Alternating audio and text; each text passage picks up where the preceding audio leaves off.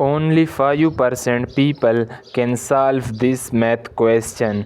6 divided by 2 multiply by 3 minus 1. Let's to solve this question.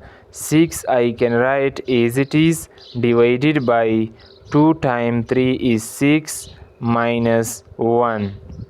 6 divided by 6 equals 1 minus 1. Positive 1 minus 1 cancel with each other and the answer is 0.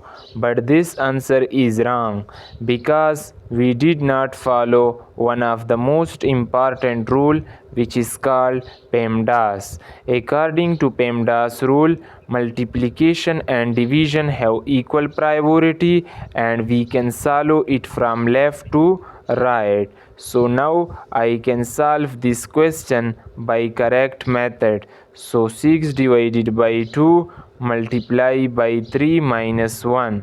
First we do this division. 6 divided by 2 is 3, multiply by 3 minus 1. 3 times 3 is equal to 9 minus 1. 9 minus 1 is equal to 8. This is the final answer of this question.